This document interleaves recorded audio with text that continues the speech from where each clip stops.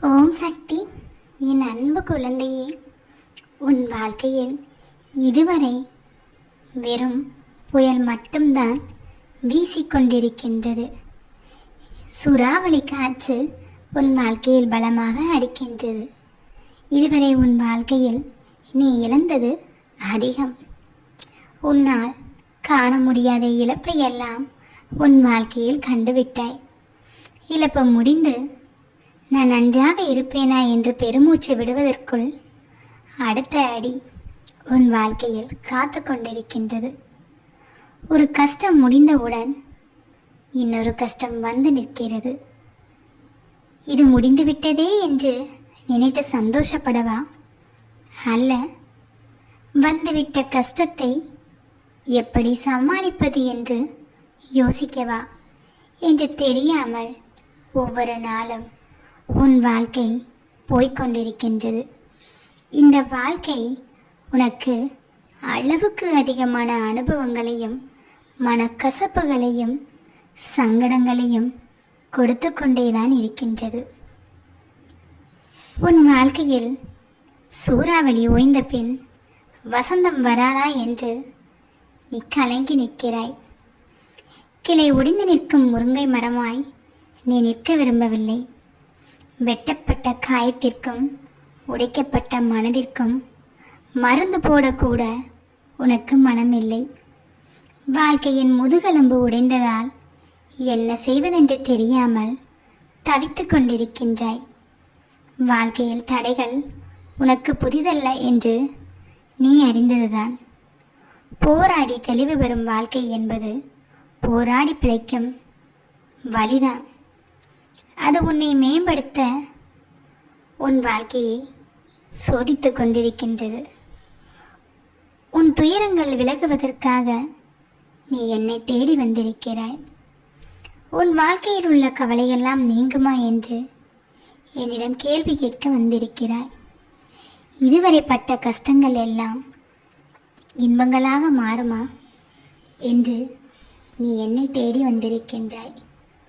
உன் கேள்விகள் அனைத்திற்கும் பதில் சொல்ல வேண்டும் என்று நீ ஆசைப்படுகிறாய். தவித்து நிற்கும் போது ஆறுதல் சொல்வதற்கு கூட ஆளில்லாமல் கலங்கி நிற்கிறாய். உன் மனதில் தைரியம் என்ற ஒன்று இன்னும் இருக்கிறதா என்று கேள்வியோடும் குழப்பத்தோடும் வந்து நிற்கிறாய். அழுதழுது கண்ணீரில் கண்ணீர் கூட வற்றி விட்டதே என்று குழப்பத்தில் நிற்கிறாய். நீ சாய்ந்து கொள்ள ஒரு மடி கூட இல்லையே என்று வருத்தத்தில் இருக்கிறாய். அம்மா, நீங்கள் என் அருகில் இருந்தால் உங்கள் மடியில் என் தலை சாய்த்து என் கஷ்டங்களை எல்லாம் சொல்லி அழ வேண்டும் என்று ஆசைப்படுகிறாய். ஆனால் அழுவதற்கு கூட தைரியம் இல்லையே அம்மா. என் வாழ்க்கையில் இப்படி நடக்கக்கூடாத ஒவ்வொன்றும் நடந்துவிட்டது. இது எல்லாவற்றிற்கும் முடிவு என்ற ஒன்று இருக்குமா? ஒவ்வொரு கஷ்டத்திற்கும் தொடக்கம் என்ற ஒன்று இருக்கும் பொழுது அதற்கு முடிவும் இருக்கத்தானே செய்யும். அந்த முடிவு எப்பொழுதுதான் வரும்? நான் உங்களிடம் எனக்கு கவலை இல்லாத வாழ்க்கையை கொடுங்கள், கஷ்டமே படாத வாழ்க்கையை கொடுங்கள் என்று கேட்கவில்லை அம்மா. கஷ்டங்கள் வந்தாலும் அதை தாங்கிக் கொள்ளும் வலிமையை எனக்கு கொடுங்கள் என்று கேட்கிறேன். கஷ்டத்தை பார்த்து பார்த்து போராடி போராடி என் மனதில் உள்ள வலிமையை இழந்து நிற்கிறேன்.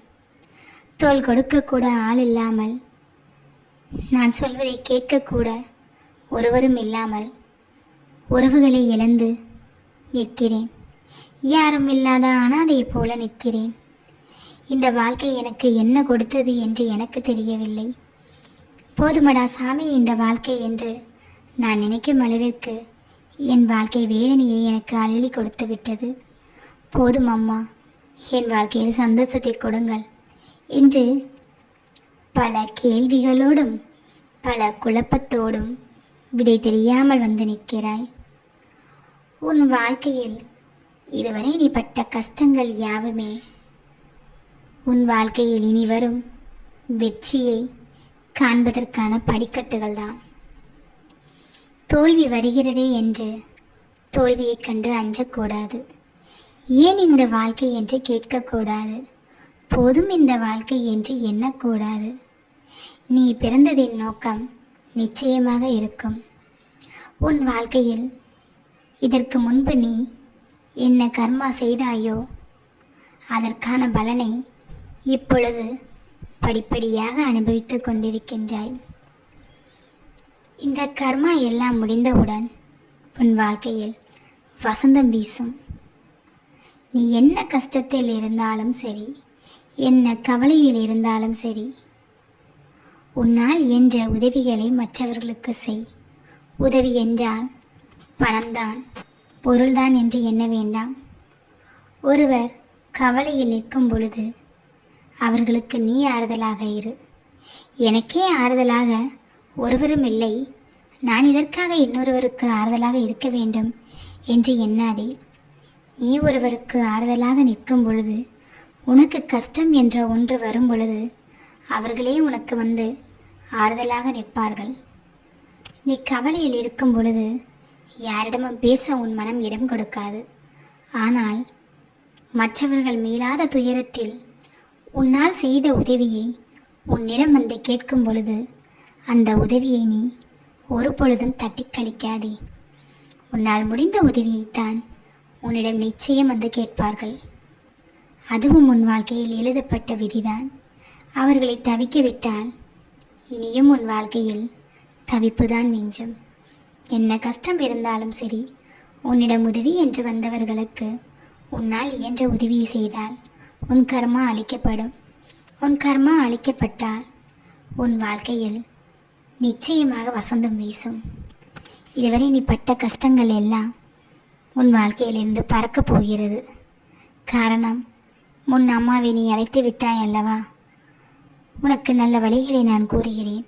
அந்த நல்ல வழிகளை நீ பின்பற்றி கொண்டால் உன் வாழ்க்கையில் சந்தோஷம் என்ற ஒன்று நிலைத்து நிற்கும். உன்னை விட்டு போன உறவுகள் எல்லாம் உன்னை தேடி வரும். உன்னை விட்டு போன செல்வங்கள் எல்லாம் உன்னை தேடி வரும். நீ இழந்த சந்தோஷம் அனைத்தும் நிச்சயமாக உன்னை தேடி வரும். அதற்கு உன் அம்மா நான் பொறுப்பு. இதனை கண்டும் கலங்காமல் தைரியமாக நீ இருப்பதற்கு உனக்கு பக்குவத்தை நான் கொடுப்பேன். தைரியத்தை இழந்து நிற்கும் உனக்கு தைரியத்தை நான் கொடுப்பேன். அஞ்சு நிற்கும் உனக்கு போராடக்கூடிய அந்த தன்மையை நான் கொடுப்பேன்.